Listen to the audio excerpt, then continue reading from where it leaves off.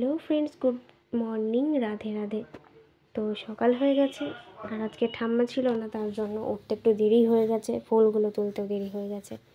তো গোপোষণাও বসে পড়েছে এই যে সকালের ভোগ খাওয়ার জন্য।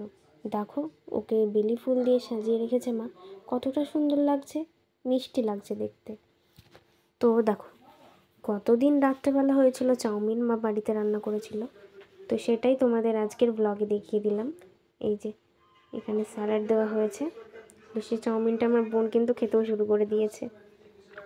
তো এই যে এখন কিন্তু সকাল হয়ে গেছে, আর আমার বোন কি করছে দেখেছো? চানাচুর দিয়ে মুড়ি খাচ্ছে, তাও আবার শুয়ে শুয়ে ফোন দেখতে দেখতে।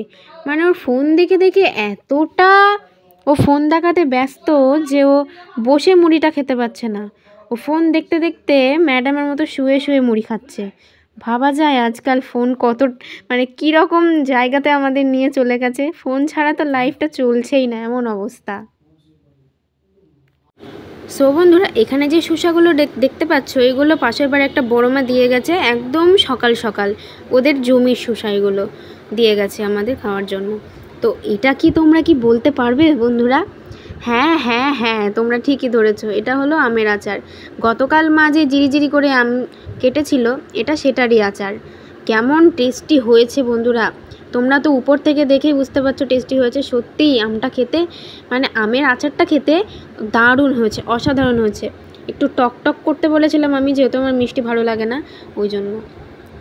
তো অল্প করে করা হয়েছিল, যেহেতু কেউ সেরকম আচার খায় না আমি আর মা ছাড়া। তো এখানে নেওয়া হয়েছে মাছ, আজকে মাছের ঝোল রান্না করা হবে। এই যে এখানে মা মশলাটা কষে নিচ্ছিল। মশলাটা না কষলে তো মাছের ঝোলে সেরকম স্বাদ লাগবে না, যেহেতু আমরা পেঁয়াজ রসুন দিয়ে মাছ খাই না। মানে আগে খেতাম, এখন পেঁয়াজ রসুন দিয়ে মাছ আমি ছোট থেকেই খাই না। মানে আমার মায়ের বিয়ে যতদিন হয়েছে ততদিন থেকেই পেঁয়াজ রসুন দিয়ে বাড়িতে মাছ কেউ খায় না। আমার মামার বাড়িতে খায়, তো আমারও ভালো লাগে না।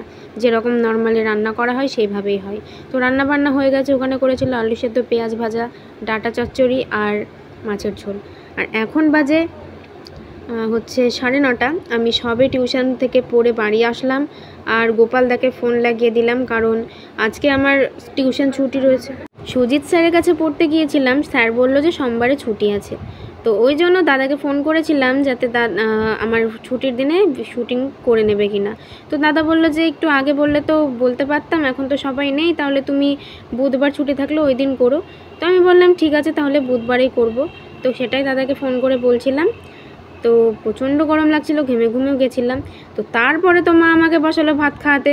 আমাকে তো এক হাতে খেতে দেয় না, তোমরা তো জানোই, কারণ এক হাতে ভাত খেতে দিলেই তো আমি নষ্ট করব।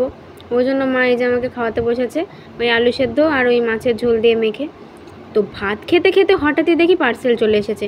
আমি তো অবাক, আমি বলছি আমি তো কিছু অর্ডার করিনি, তাহলে হঠাৎ আবার আমার নামে কিসের পার্সেল এলো। তারপরে পার্সেল হাতে পেয়ে যখন আমি পার্সেলটা খুললাম, তখন দেখলাম যে না, এটা বাবা অর্ডার করেছিল। আর আমি যেহেতু পার্সেল যখনই অর্ডার করি তখনই ক্যাশ অন ডেলিভারি অর্ডার করি, কিন্তু বাবা অর্ডার করেছিল, আগে থেকে পেমেন্টটা করা ছিল ব্যাংকে। তো এখানে ছিল ড্রাই ফ্রুটস, যেটা মা আমাকে না বলে আমার জন্য অর্ডার করেছে। আমি তো ড্রাই ফ্রুটস খাবো কি, আমি তো খেজুর মানে কিশমিশ কাজু বাদাম সব কিছু ঘরে থাকে তাই খায় না, আবার ড্রাই ফ্রুটস কী করে খাবো। তো অনেক কষ্টে, না খেলে তো মা আমাকে উদ্দিম পেটাবে, যেহেতু আমার জন্য এনেছে। আমার শরীরে একটুও বল নেই, আমি দিন দিন দুর্বল হয়ে পড়ছি, তার জন্য ড্রাই ফ্রুটস এনেছে। দেখো এর মধ্যে রয়েছে খেজুর, তারপরে কাঠবাদাম, পেস্তা বাদাম, কিশমিশ, সমস্ত কিছু রয়েছে, শুকনো শুকনো সব। তো এইগুলো এখন রোজ সকালে আমাকে খেতে হবে। তো এই যে এখানে তোমরা যেই দ্বীপ গাছাটা দেখতে পাচ্ছ, সেটা হচ্ছে আমার মামার ছেলে, 2 ছেলে, মানে 2 ভাইয়ের পৈতে রয়েছে আজকে। তো পৈতের নিমন্ত্রণে আজকে বাবা, দাদু আর বোন 3 জনা যাবে। তো ওই জন্য এই দ্বীপ গাছা দুটো কিনে নিয়ে আসা হয়েছে 2 ভাইয়ের জন্য। কেমন হয়েছে কমেন্টে জানিও। আর দ্বীপ গাছা কিন্তু একদম কাঁসার, ফুল কাঁসার, আর বেশ বড় বড়। এটা ফোনে বলে ছোট লাগছে, কিন্তু অনেকটাই বড় আর অনেকটাই ভারী।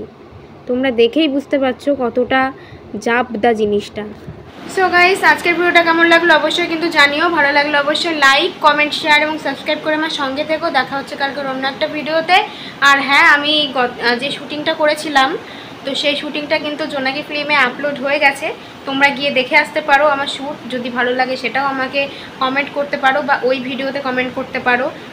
তাহলে আমি বুঝতে পারবো যে তোমরা আমার শুটিংয়ের ভিডিও দেখো। তো যদি দেখতে চাও জোনাকি ফিল্ম বলে সার্চ করো, পেয়ে যাবে। তো চলো বন্ধুরা, আমার গোপুর আশীর্বাদে সবাই ভালো থেকো, সুস্থ থেকো, সাবধানে থেকো, নিজেদের খেয়াল রেখো, আর এইভাবে আমার পাশে থেকো। একটু বেশি বেশি করে শেয়ারটা করে দিও। তো চলো, টাটা, দেখা হচ্ছে কালকের অন্য একটা ভিডিওতে।